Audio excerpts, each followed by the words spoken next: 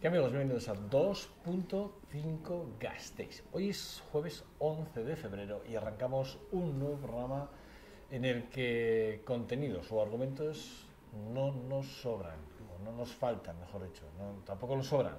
Es verdad, porque a veces hay que ser muy selectivo y a veces la información que tenemos es a veces más nacional que territorial o local. Y bueno, pues nosotros saben que nuestra intención siempre es hablar de lo local y lo regional. O sea, cuando me refiero a lo regional es Vitoria, Álava, País Vasco. Y cuando no, pues el Estado español, que también nos influye y nos afecta mucho, sin lugar a dudas. Bueno, dicho estos argumentos, efectivamente, hoy vamos a hablar con Ramón Ibeas, que es el secretario general de Cáritas Diocesanas de Vitoria-Gasteiz. Hablaremos con él en breves instantes. Tertulia, hoy la tertulia, créanme, argumentos también importantes, opiniones diversas y seguro que hay debate, garantizado. Recta final, la fotografía es nuestra contraportada, ya saben que hoy viene Donca y vemos a través de su objetivo, vemos pues muchas cosas de la ciudad que a veces nos sorprenden y bueno, y otras también muy basadas en la cultura, porque otra cosa no lo hace, pero Donca, fotografías culturales, muchas y de mucha calidad. Pero lo dicho, nuestra portada de hoy jueves 11 de febrero es para Ramón Ibeas, que es el secretario general de Cáritas Diocesanas de Vitoria. Bueno, buenos días, Ramón. Bueno, buenos días a todos. Antes de nada, igual habría que hablar del nuevo nombramiento, porque el Papa Francisco nombra al obispo de Vitoria, a Juan Carlos Elizalde Espinal, que es actual vicario episcopal de las diocesanas de Pamplona y Tudela, creo que fue, ¿no? Sí, en particular su servicio a la diócesis de Navarra estaba encardinado en lo que es Pamplona, la zona de montaña, Roncesvalles, que es una de las vicarías, y ahí estaba de vicario, está de vicario todavía, porque hasta el día 12 no es el nombramiento de obispo, y me consta que por Vitoria ha estado, pero si me preguntas a ver qué me ha parecido, no he estado con él todavía. O sea, con él tú, lo que es, personalmente todavía no has estado con él. De contacto directo no puedo decir absolutamente nada, y no porque tenga que guardar secreto de ningún tipo, simplemente porque... No, porque habrá venido a otros menesteres que lógicamente, su agenda la hace, lógicamente. Miguel Ángel Asusmendi Aramendia, bueno, pues nos deja, ¿después de cuántos años, por cierto? Pues 25 de episcopado, de los que en Tarazona dio los primeros, y en Vitoria, contando estos años de su salida, que es un año y pico, sí, pues por encima de los 20 años. Claro, 8 de septiembre del 95, efectivamente. Va a hacer 21 años venir con nosotros. Ahí es nada. Bueno, el caso es que... ¿Aires nuevos o no? Vamos a ver, los aires los ponemos los diocesanos. Un obispo tiene capacidad de marcar líneas, pero somos nosotros los que vamos cambiando aires en la diócesis, y han ido cambiando bastantes cosas a lo largo de los últimos años, despacito, unas por convicción, otras por necesidad, porque a nadie se nos escapa que en el clero, por ejemplo, cada vez hay menos personas y entonces eso obliga a remodelaciones, gusten o no. Entonces el obispo, cuando entre, pues nos planteará por dónde avanzar. Nosotros estamos encantados de colaborar con él, lógicamente, porque creemos además que es un momento muy importante en lo que a Cáritas toca.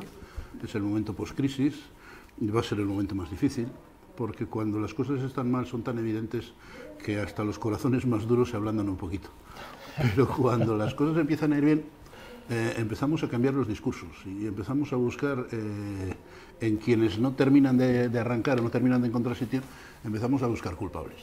Y ese es un escenario que no me gustaría que llegásemos a ver.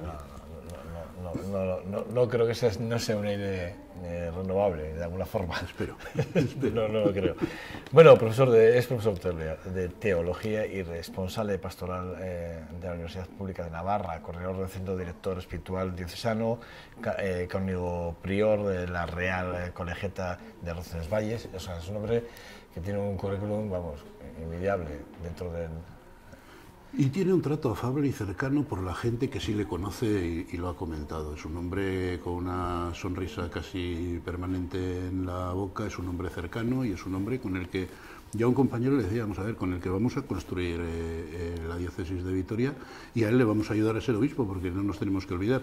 No es que viene el obispo de no sé dónde a Vitoria a ser obispo, es que viene alguien que hasta ahora era con responsabilidades, eso sí, pero un cura de la diócesis de Pamplona-Tudela, que a Vitoria viene como obispo. Eso supone también una apuesta para los diocesanos, no solo para él, que lógicamente pues tendrá sus preocupaciones, pues porque no son gestiones fáciles las que le van a tocar muchas veces, pues porque el tener que gestionar, pues todos los que estamos en ese tipo de cuestiones sabemos que no es fácil siempre, y que cada vez que tomas una decisión haces un gran amigo y probablemente alguno se acuerda de ti. Bueno, Ramón, en diciembre, ya cambiando, Sí. porque efectivamente ya en unos días, el día 12, me has dicho, ¿no? El día 12, Toma la el día posesión. 5, el don Miguel celebra la misa de salida, digamos así, en la catedral, y el día 12 es una doble celebración, porque Juan Carlos Elizalde el día 12 es nombrado obispo y además toma posesión de la diócesis, que son dos actos distintos dentro, supongo, Es de el la mismo, misma... en el mismo día. Sí, en el mismo acto en la catedral será una cosa más, será una celebración más larga, pero en el mismo día. Bueno, Cáritas, allí por diciembre, hacia mediados de diciembre, hacéis un llamamiento, ¿no?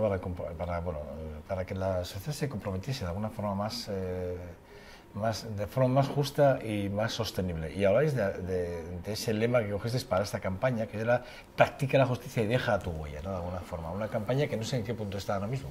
Pues mira, nosotros en la campaña de Navidad tiene 3 momentos distintos, aunque van conjuntamente. Para nosotros, por ejemplo, la campaña de Navidad es un momento importante para la captación de recursos. La campaña de Navidad siempre es parte del pulmón económico de Cáritas Diocesana de Vitoria, y desde esa perspectiva tenemos que decir que la campaña ha ido bien, porque estamos ya terminando de cerrar los resultados y económicamente vamos a poder cerrar el año 2015 con bastante dignidad, dadas las circunstancias. La segunda cuestión es lo que en las comunidades cristianas y en las parroquias se mueve en torno a la campaña y en torno a la sensibilización, que también es muy importante. Y luego el tercer nivel es el de tratar de socializar todo el trabajo que hacemos y todo lo que vemos, para que la población del territorio sea consciente también en lo que... Visibilizar, de alguna Sí, forma. sí, vamos a ver, nosotros tenemos dos obligaciones. Una es la de ayudar a quien lo necesita, pero por otra parte también la de concienciarnos todos de que esa necesidad existe y de que cada uno podemos hacer lo que podemos hacer. A veces hay un discurso muy fácil que se dice, esto no lo arregla nadie, no, tú arregla lo que puedas. Es que si otro arregla lo que pueda entre todos, igual arreglamos algo. Pero si estamos esperando a que venga no sé quién a arreglar las cosas, entonces sí, esto no lo arregla Empieza por ti nadie. mismo, ¿no? Claro. Empieza por ti y los tuyos, los que te rodean, Sí, tu casa, tu hogar.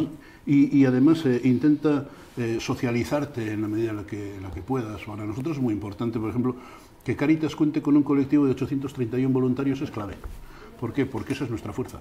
El voluntariado. Pero eso nos pasa a nosotros y les pasa a otras asociaciones del ámbito de lo socio-caritativo, pero también del ámbito cultural, etcétera, etcétera. Yo creo que sí vivimos en una sociedad muy individualista o muy individualizada, si quieres, pero que las grandes sinergias donde realmente tiene fuerza es cuando la gente se junta para conseguir objetivos, en ocasiones objetivos muy pequeñitos, pero que provocan una dinámica, y otras veces objetivos a largo plazo que permiten que haya instituciones que se vayan asentando, terminen siendo referencia en el territorio y le vayan dando vida. Yo creo que el tejido social es clave en este momento, y quizá ahora más que nunca, pues porque la situación nos ha llevado a tener que mirar demasiado qué es lo que pasaba con cada uno de nosotros, y lo social ha podido quedar en un segundo plano. Fíjate, estaba leyendo lo de las palabras del Papa Francisco con el tema de que habla de la bula.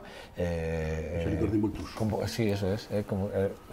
Hablaba porque este es el año santo de la misericordia. Y como tal, bueno, es la línea en la que el Papa se va a mover durante todo el año, sin lugar a duda. Sí, y luego además, mira, estas cosas... tenemos un Papa, el Papa Francisco, que le ha dado un revolcón a la Iglesia, y a la sociedad y al mundo. Ha revolucionado todo. No se pueden decir cosas que se decían hace unos años, casi en ningún ámbito, ni tan siquiera en Naciones Unidas, con la ligereza con la que se han dicho, porque en estos momentos hay un referente ético y moral que va marcando un espacio en el que hay que ser conscientes de que tenemos que jugar. Pero dicho esto, me refería a las sinergias.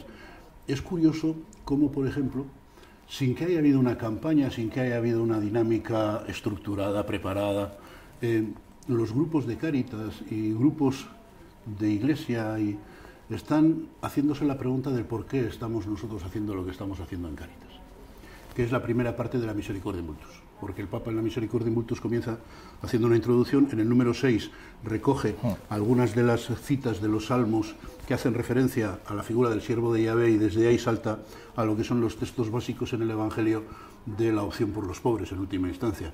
No tenemos que olvidar que es argentino, que es una de las grandes figuras de la Conferencia Episcopal Latinoamericana en Aparecida, y que eso lo ha trasladado al Vaticano. Entonces, eso está haciendo que las comunidades cristianas y quien tiene interés en este tipo de cuestiones se esté preguntando del por qué estamos haciendo las cosas, y eso siempre es bueno, porque al final todo tiene una razón. Cuanto más nos alejamos de la razón y más nos olvidamos de por qué hacemos las cosas, más caemos en discursos ideológicos muy ligeros, pero que al final van eliminando el contenido de la actuación de las personas.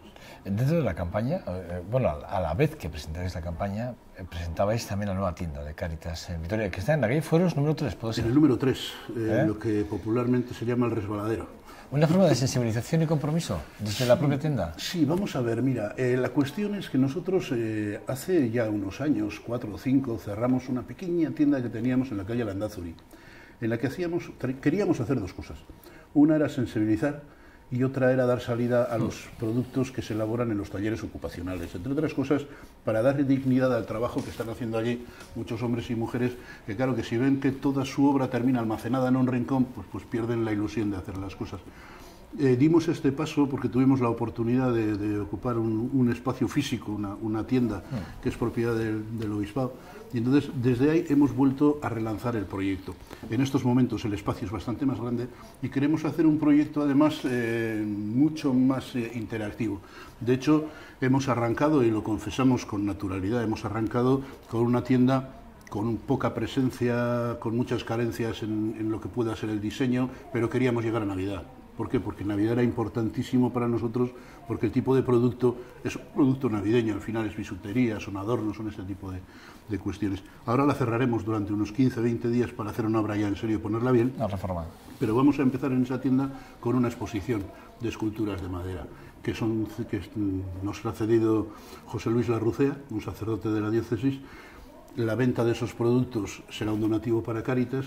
Después volveremos con la tienda, pero en el momento en el que entendamos que podemos hacer otro tipo de actuación, vamos a jugar a entrar y salir de la parte comercial, digamos así, para poder poner un centro de referencia en la ciudad, que sea un centro de referencia de Cáritas en el que nosotros podamos expresarnos, otros también puedan tener posibilidad de expresarse, y desde ahí generar ese espacio que no lo podíamos hacer en Landázuri, porque es que el Landázuri tenía 10 metros cuadrados. Está claro que sí, vamos asegurado, está claro. Bueno, el comercio justo además, ¿no?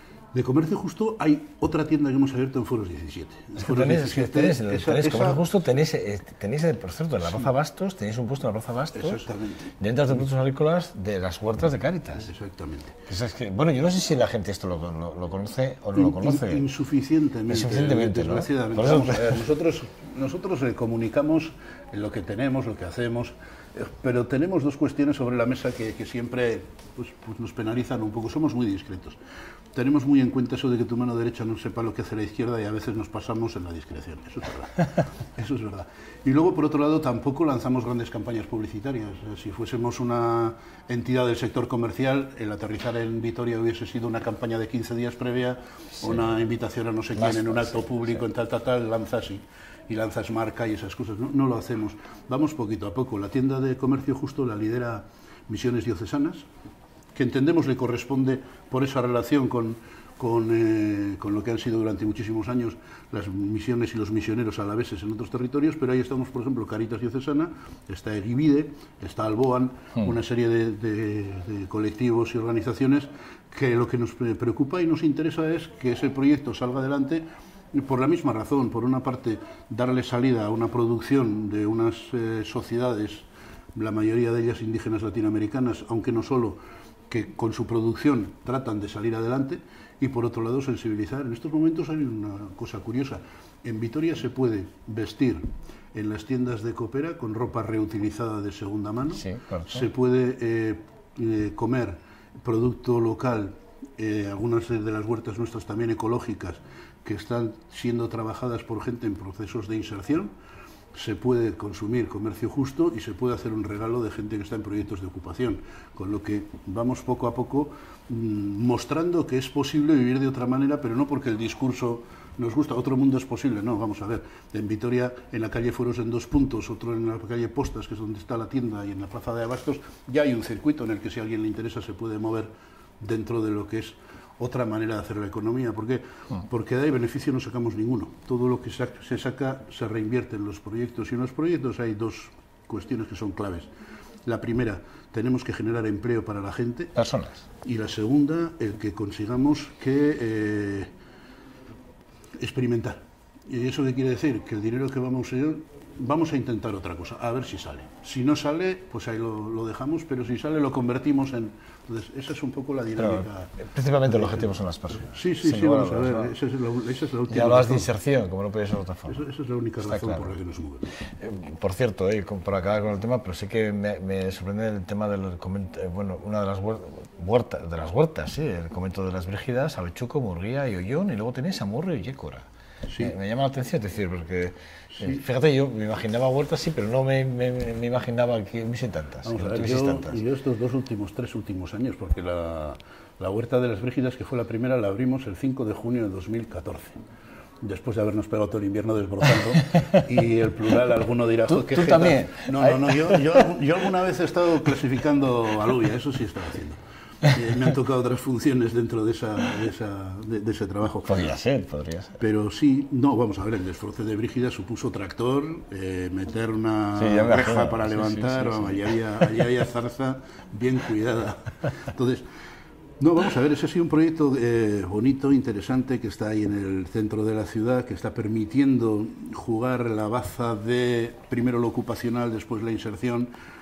Y es un espacio de producción interesante. Lo que ocurre es que está en Vitoria.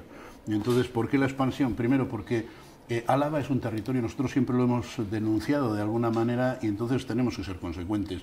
Siempre hemos dicho que nos preocupa mucho Vitoria, pero que el territorio está relativamente abandonado. Entonces nos hemos ido al territorio, y por eso estamos desde Yécora hasta Amurrio en distintos sitios. Pero también tiene esto una virtud, y es que cuando pega la primera helada en Vitoria y empezamos a tener problemas, todavía falta 1 mes y medio para que pegue la primera en Amurrio, con lo que ampliamos el periodo de producción también. Y ahí estamos, y como el invierno es duro y solo hay pues berzas y coles y estas cosas, pues estamos vendiendo miel, estamos vendiendo vino. Hoy comenzamos a vender las pastas de las clarisas de Salvatierra. ¿Para qué? Para darle más pluralidad al producto que vendemos y para poder tener un comercio pues más dinámico.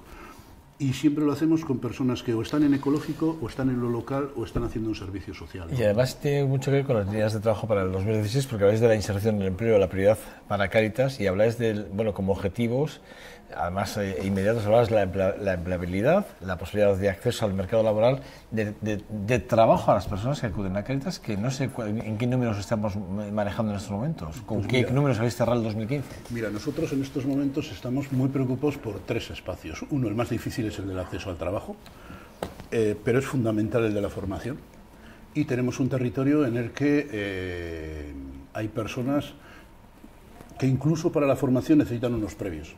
Y un ejemplo muy sencillo sería las personas migrantes que no conocen suficientemente el idioma. Pero no nos ocurre solo con personas migrantes, nos ocurre con personas que dejaron de estudiar hace muchísimo tiempo, han tenido un trabajo durante igual 20, 25 años y han perdido los mecanismos del estudio. Entonces su proceso de formación es muy difícil si no empiezas a ser muy abajo. Claro. Entonces en el muy abajo, nosotros este año hemos tenido 218 personas a lo largo de todo el año haciendo, digamos, que esa formación muy básica, pero que permite dar un paso después a lo que son los talleres laborales, los talleres prelaborales y ocupacionales, donde a lo largo del año hemos tenido en torno a 200 personas, que ya son 385, y con la Fundación Giltza, en la que Cáritas participa, y con Coopera, nosotros en estos momentos estamos generando en torno a 15 puestos de trabajo año. Son puestos de inserción, con lo que al tercer año tenemos que dar el salto al trabajo reglado. Estamos sufriendo la crisis, pero en el proyecto de la Fundación Giltza hemos conseguido colocar en el mercado al 50% de los que han terminado el proceso, y en el conjunto de Coopera, que somos en torno a 12 diócesis en toda España, estamos en el 40%. En Álava estamos en el 100%, pero son trampas al solitario. Teníamos la primera persona que salía del proceso de inserción y la hemos colocado, con lo que Ya. el porcentaje nos queda precioso, pero el dato es el que es. Lo entiendo, lo entiendo. Claro, ahí te decía yo fuera de cámaras que sí que te iba a preguntar, porque ya hablamos cuando te entrevisté, creo, el año pasado, a mediados, creo que fue a mediados, hablamos de FOESA, del informe del 2014, que es el más reciente, no tenemos otro. Sí, lo hacemos cada 7 años. Efectivamente. Ahí hablabais de vivienda, empleo y salud, y es algo que siempre hay que preguntar. ¿Hemos mejorado con respecto a los datos que teníamos del 2014? ¿No? ¿Nos mantenemos? ¿Hemos empeorado? La situación de la crisis ha hecho que todavía tengamos más objetivos, priorizar más sobre este tipo de objetivos. Estamos viendo el tema de los desahucios, que luego si quieres podemos hablar el número, que ya tenemos datos de desahuciados. Vamos a ver, para poder hacer una comparativa de un estudio hay que hacer el mismo estudio y no tenemos esa comparativa. Con lo que es difícil, indicadores, ¿no? Es difícil decir si vamos mejor, si vamos peor respecto al estudio 2014. Ahora bien, en otoño del 2015, las tres caritas de Euskadi hicimos un encuentro en Bilbao en torno a los datos de FOESA, con una pequeña cata que se había hecho para saber exactamente cómo nos estábamos moviendo, y lo que sí que hay que decir es que en Euskadi el tema de la vivienda sigue siendo el problema, pero el problema con mayúsculas. No solamente por la cuestión de los desahucios, también probablemente porque el hecho del padrón es puerta de derechos, entonces las grandes cuestiones de las personas es conseguir no perder su espacio habitacional, esa es la gran pelea. Y luego la vivienda es un mercado tremendamente móvil, en el que los precios de los alquileres, los precios de la vivienda están moviéndose mucho, pues porque en esta situación de crisis son muy sensibles a lo que ocurre en el mercado. En cuanto se empieza a hablar de que esto repunta, los pisos tiran para arriba. Entonces, en esas situaciones las familias vascas tienen serios problemas, y yo creo que hay cuestiones que había que enfrentar. Yo en estos debates echo de menos en el ámbito de lo político, por ejemplo. En estos momentos el Euribor es negativo. Seguimos teniendo que pelearnos el tema de las cláusulas suelo. Cuando hay sentencias que dicen que sí, sentencias que dicen que no, sería bueno que no sé cuál es el mecanismo, pero que desde el Supremo se dictase ya doctrina a este respecto, que yo personalmente creo que debería ir en la línea de que la cláusula suelo no tiene por qué tener valor en unas circunstancias como las que estamos viviendo, y eso oxigenaría a muchísimas familias que no llegan, pero no llegan por picos. Nosotros nos estamos encontrando desahucios de vivienda pública por deudas de 25 euros al mes. El problema es que acumulados eso, pues durante 2 años, pues son ya mil y pico euros, ¿no? Entonces se procese, pero claro, es que estamos haciendo sumas mínimas, y entonces estamos condenando a gente a situaciones muy complicadas por razones que yo creo que son, no te voy a decir que muy fáciles de solucionar, pero por lo menos sí que podemos enfrentar y podemos analizar y darles una vuelta. Yo creo que hay uno de los desaparecidos en combate durante este cuatrienio de gobierno ha sido la política de vivienda. Se ha hablado mucho, pero al final las únicas reuniones serias que ha habido en torno a la cuestión de poner las viviendas realmente al servicio de quien lo necesitan ha sido con el tema refugiados. Aparte de eso, no ha habido reuniones en las que decir qué hacemos con los pisos vacíos de Vitoria cuando tenemos esto y esto y esto y esto. Entonces, eso... ¿Echas de menos una política igual más reaccionaria, si me lo permites, en término? Vamos a ver, yo creo que lo que tenemos que hacer es plantearnos... Porque hemos politizado, si me permites un paréntesis, Ramón, pero sí que es verdad que hemos politizado o sea, entre el gobierno anterior y el gobierno actual sí se politizó mucho el tema del juego de las viviendas vacías, ¿no? Sí. Porque por un lado estaba el gobierno vasco que decía por qué Alokabide no hace lo que tiene que hacer, que es su trabajo, y por otro lado se censaban las viviendas de Vitoria, ¿no? En el número, y se veía que tampoco era tal la cantidad de número de viviendas vacías realmente en Vitoria, ¿no? Sé que alguna vez sí que se juega, ¿no? Se hace ese juego político de alguna forma. Vamos a ver, los datos dan para poder decir casi lo que cada uno quiere. Los censos de vivienda pueden ser los censos que son de propiedad del gobierno, los censos que siendo vivienda pública todavía son propiedad de los promotores, etcétera, etcétera, con lo que cuarteamos todo, y lo que realmente nos sale es que tenemos un banco de vivienda vacía lo suficientemente grande como para enfrentar el problema que tenemos cuando aparecen los desahucios, etcétera, etcétera, pero no lo tenemos activado. A nivel de gobierno tenemos 4 o 5 operadores públicos que están todos trabajando en tema de vivienda, y si ya metemos los operadores semipúblicos, que son los que se generan en torno a las cajas de ahorros, etcétera, etcétera, pues la verdad es que da la imagen más de jungla que de organización, ¿no? Y yo creo que ese sí es un espacio en el que habría que hacer una muy seria política de vivienda en el país, no en la línea que se hizo, que fue construir y construir y construir, sino en la línea de distribuir, distribuir, distribuir. Vamos a ver, aquí los grandes problemas tienen que ver con distribución y con desigualdades. Y en la distribución hay un elemento que es clave, que son las políticas fiscales, y otro elemento que también es clave, que son las necesidades sociales. Y yo creo que esos son los dos ejes a partir de los cuales habría que empezar a ver qué políticas son posibles, porque luego también nos ocurre que hay ciertos sectores de la sociedad que siguen funcionando con el esquema de que en un mundo finito hay cosas que son infinitas. Si le decíamos al capitalismo cuando éramos jóvenes que eso no podía ser y por eso el crecimiento tenía un límite, todo tiene un límite. Y hay que saber jugar dentro del límite. Otra cosa es que discutir el límite siempre es complicado, pero eso es la política. Fíjate, ayer hablamos aquí con Martín Garchendía y recuerdo que el año anterior, el último tramo del año anterior, porque le tenemos una vez al mes, le tenemos aquí, que es el síndico de Vitoria-Gasteiz, y ya él hizo una propuesta muy seria, muy importante, para el tema de la plusvalía, de la acción de impago, y que evidentemente no podía ser que una persona a la que le habían quitado su piso luego viniese al ayuntamiento y le cobrase además la plusvalía, o sea, esa plusvalía que se generaba encima por la acción sí, por la venta. Porque o sea, técnicamente es una enajenación del bien. Claro.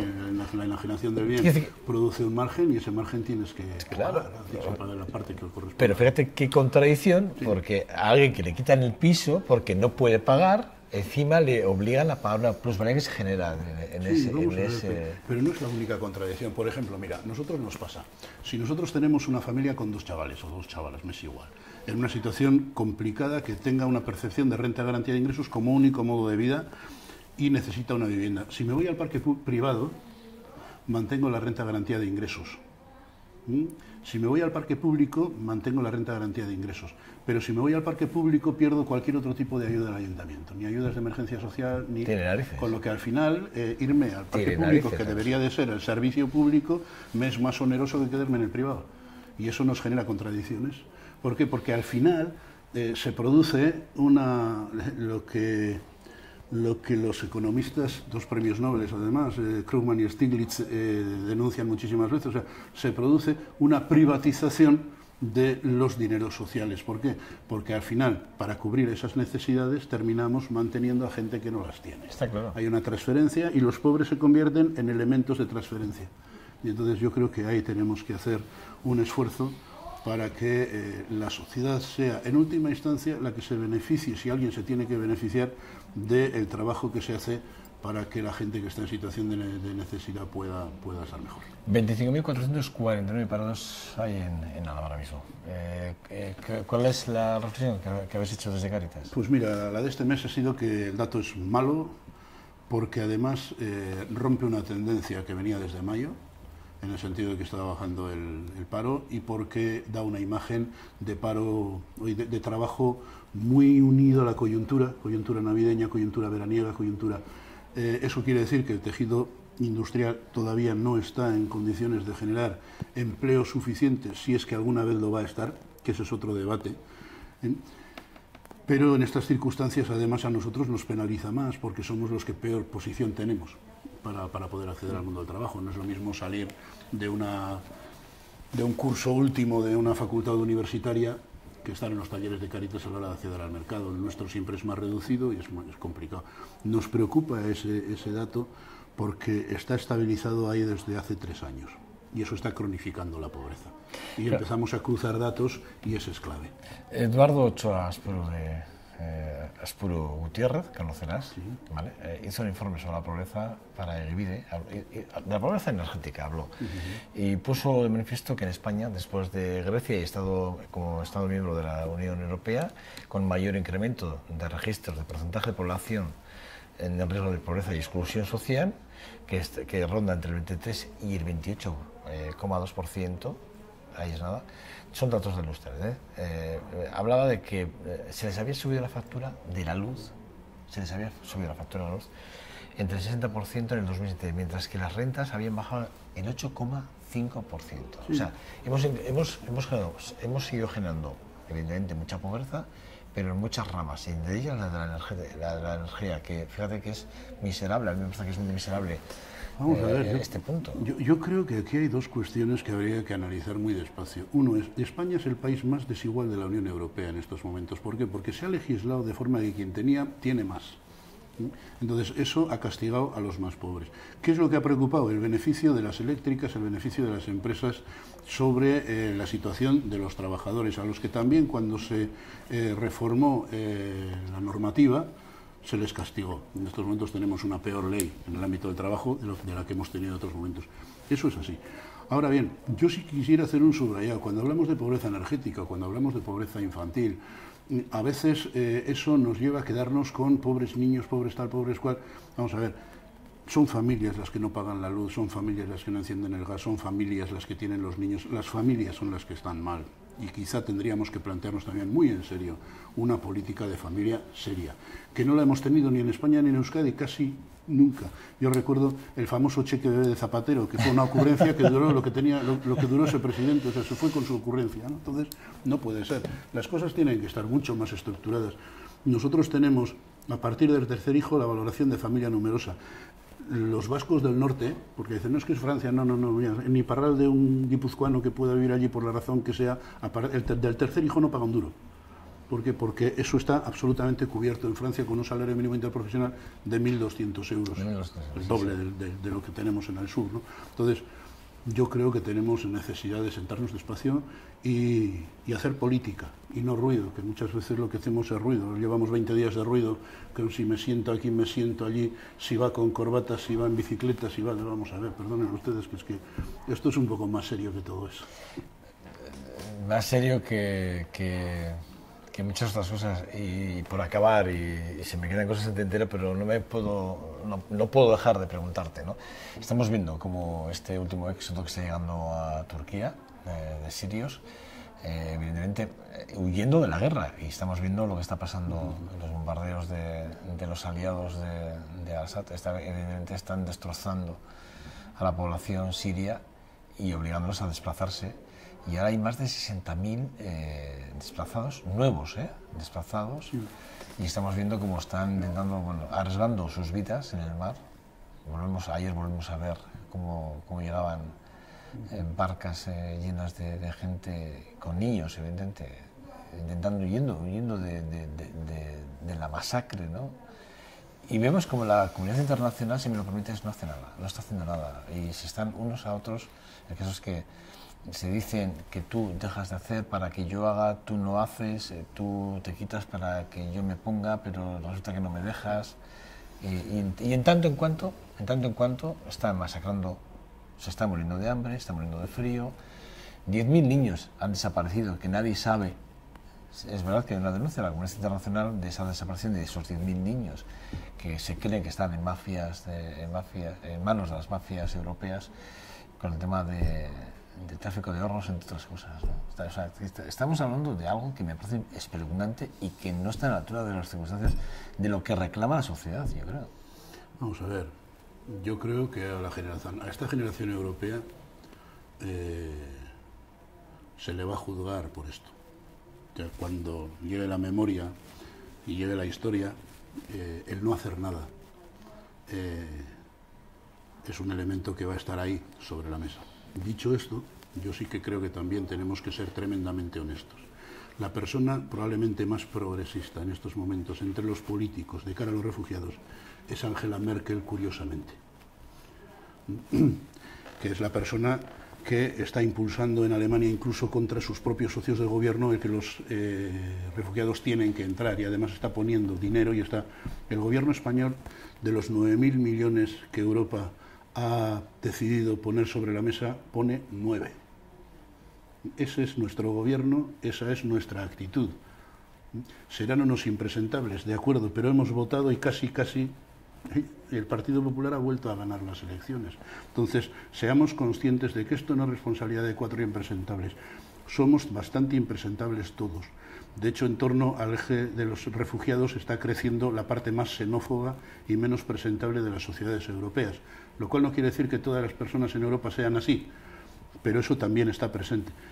Al final nos estamos jugando Europa no en el ámbito de la economía, en el ámbito de los valores. Europa se construyó y los inmigrantes vienen a Europa porque es una sociedad de bienestar, es una sociedad en la que la propia Constitución española y el Estatuto de Guernica dice: nosotros somos una sociedad que está construida con un modelo social de derecho. Entonces, esa es la gran batalla que tenemos que jugar, y eso es democracia. Pero volvemos a lo mismo, la democracia supone políticas valientes, y si estamos pensando en que tengo elecciones dentro de 4 días y mis vecinos qué quieren oír, pues terminaré diciendo cualquier barbaridad. Hay que ser valientes, y si nos vamos a casa, nos vamos a casa, pero por lo menos nos iremos con dignidad, con la cabeza alta, y desde casa también podemos seguir trabajando, cuidado, que eso no nos retira de la partida política, que es mucho más amplio. Pero yo sí que creo que ahí tenemos un déficit, en estos momentos ya un déficit moral en Europa que hay que enfrentar con mucha seriedad. Me parece duro. Bueno, Ramón Emeas, secretario general de Caritas Diocesana Vitoria-Gasteiz. Es un verdadero placer. Me quedan cosas, pero es que así ya el mes que viene tengo la obligación de llamarte, y así hablamos, porque la memoria, ¿cuándo toca la memoria? Pues en Corpus, y este año el Corpus viene prontito en junio, pero vale. hasta entonces no daremos datos cerrados. Lo que puedo adelantar es que sigue creciendo la pobreza en Álava, desgraciadamente.